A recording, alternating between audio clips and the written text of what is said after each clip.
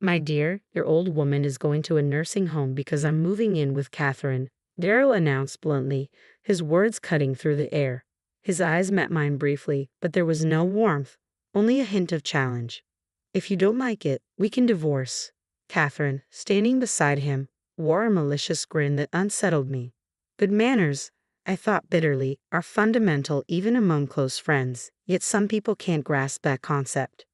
I couldn't fathom living with someone who couldn't maintain basic courtesy, especially towards family. It was unbearable, seeing how Catherine treated my dear mom with disdain. I knew then that I needed to sever ties with both Daryl and Catherine, who had neglected and disrespected my mother. My name is Alisa, a 32-year-old working wife. Our family had returned to my childhood home 2 years ago after Dad's passing, to care for Mom, who had become withdrawn after losing her beloved partner. Back then, Daryl had been recently laid off, and we were struggling financially. Concerned for Mom's well-being, I proposed that we move in together. Daryl, though hesitant at first, had little choice in the matter. With a demanding professional license and responsibilities that filled my weekdays, my schedule was packed. Mom took charge of the household chores during the week, and I pitched in on weekends. Daryl, however, seemed uninterested in lifting a finger. Despite his ongoing job hunt and evident stress, neither Mom nor I broached the subject. It took him 6 months to secure a job after moving in, but excuses about job stress and overtime fatigue replaced any initiative toward chores. Men aren't known for their attention to detail, Mom would quip with a smile that barely masked her disappointment. Meanwhile, my frustration grew steadily. I work longer hours than you and even weekends. Why won't you help with the chores? I finally confronted Daryl one evening. He grimaced defensively. I'm just not cut out for housework. That's not an excuse, I countered firmly. I wasn't either, but I made an effort to learn. You don't even try. Things are different now, he shrugged, retreating from the conversation. You had time to learn. I'm too busy now. His dismissal hung in the air as he turned away, leaving me to wrestle with the unresolved tension.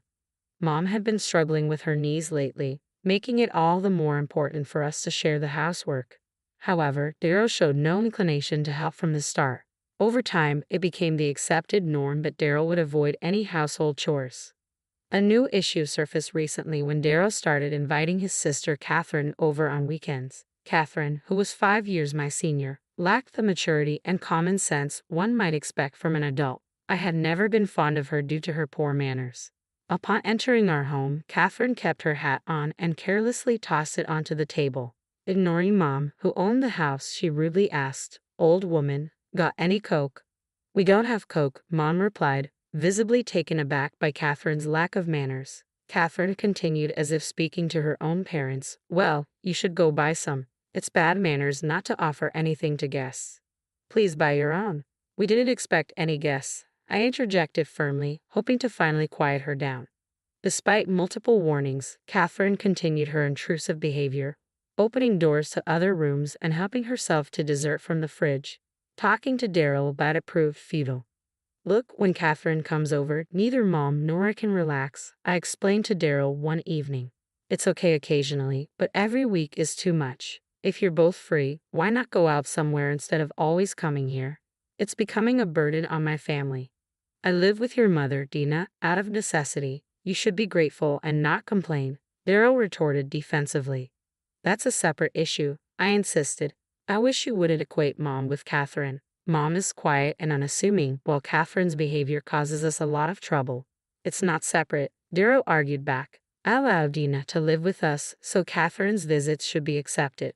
Frustrated, I countered, "Mom and Catherine are not the same. Mom deserves respect, unlike Catherine, who is rude to both of us."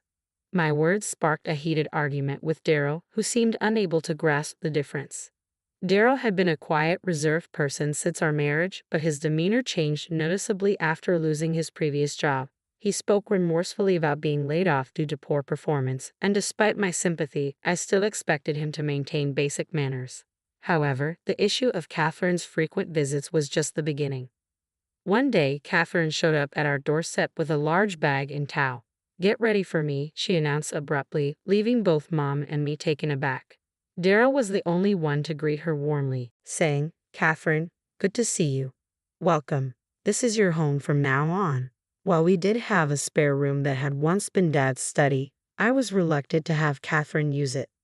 What's going on is that Catherine is moving in here from today, he declared bluntly. Neither Mom nor I have been informed of this decision. Stop nagging, he continued sharply. I have decided that Catherine's moving in. If you have a problem with that, your old woman is going to a nursing home. If you don't like it, we can divorce. His words rang out, and behind him Catherine smirked maliciously. I'm so shocked that my body stiffens, rendering me unable to respond. The anger surges within me, especially at the disrespect shown towards my mom. Daryl, undeterred, continued to dictate. Dina, Catherine will be using your room. You'll have to move to the study, he stated with authority. What? Mom's expression mirrored my disbelief. Daryl and Catherine proceeded upstairs. Mom and I trailed behind, only to witness them attempting to rearrange Mom's belongings in her own room. That's enough, I erupted, unable to contain my frustration. Fine, let's get divorced. Now please leave. What? Are you serious? Daryl looked down at me with a dismissive laugh. Without hesitation, I nodded firmly. I am serious. I've reached my limit with you and Catherine. Living with her is not an option. If you're suggesting divorce, I'm prepared for it. I'll take care of my mom, I asserted. You're willing to throw away your life for an old woman with limited years left. You don't understand. Spending the rest of my life with you would be the real waste, Daryl retorted sharply. You brought up divorce, so let's follow through, I insisted. Fine. Until I find a new place, Catherine will stay in my room. Why don't you move over to your beloved Dina's room? Daryl countered, his tone challenging. That's my plan anyway. Don't come to regret divorcing me later. I've been under stress, always putting your mother first. I won't regret this, I affirmed firmly. Both Daryl and Catherine looked down on me and chuckled, likely anticipating a favorable outcome in the property division during the divorce. Swiftly, I packed my belongings and relocated to Mom's room. Having endured discomfort sharing a room with Daryl for so long, I finally found peace in my new sleeping quarters. Concerned, Mom approached me, asking, Are you sure about the divorce? You'll be alone now. Don't worry, Mom. I'm okay with it. You mean more to me than that man, I reassured her earnestly. Mom nodded sadly, though she bore no blame for the situation. Once the divorce was finalized, I planned a vacation for Mom and myself to lift our spirits and start anew. I was determined to ensure her happiness. The divorce proceedings proceeded smoothly, with the property settled and Catherine vacating just a week after moving in. It had been an agonizing week. Catherine had taken over the kitchen, wasting ingredients with her haphazard cooking, which often resulted in inedible dishes being tossed out. She also disrupted the nights with blaring music and even consumed a cake I had purchased from a renowned chef, intended to be shared with Mom. After leaving our home, the two of them moved into a well-located condo. Daryl resumed his work routine, while Catherine planned to take on a part-time job. You might expect that to be the end of our connection with them, but it wasn't. Feeling the need to release all my pent-up frustration, I decided to visit my in-laws' house unannounced. My mother-in-law, Posey, was a step up from Catherine, but still someone I didn't particularly like, often making snide remarks about me. Among them, my father-in-law, Oswald, stood out as the most reasonable and decent person in the family. Initially, I hadn't minded Posey or Catherine much because Daryl and Oswald seemed decent. It turned out I had misjudged Daryl. Without calling ahead, I arrived at my in-laws' home and announced through the intercom to Posey, I've come to say goodbye. We're divorced. Reluctantly, Posey let me in. I entered, still wearing my hat, and opened what I assumed was Posey's room. What are you doing? Posey asked, clearly displeased. Oh, I thought this was the custom in this house, given how Catherine behaved.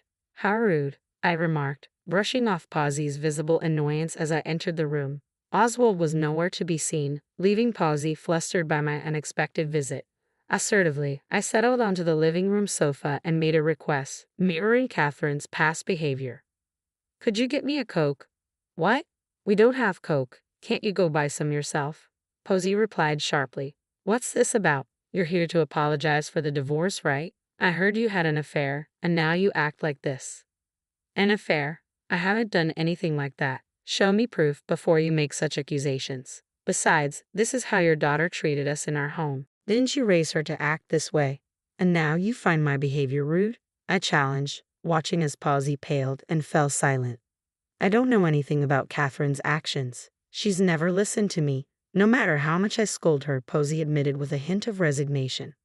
"So you gave up on trying to teach her, which is why you have such a selfish and self-centered daughter and son."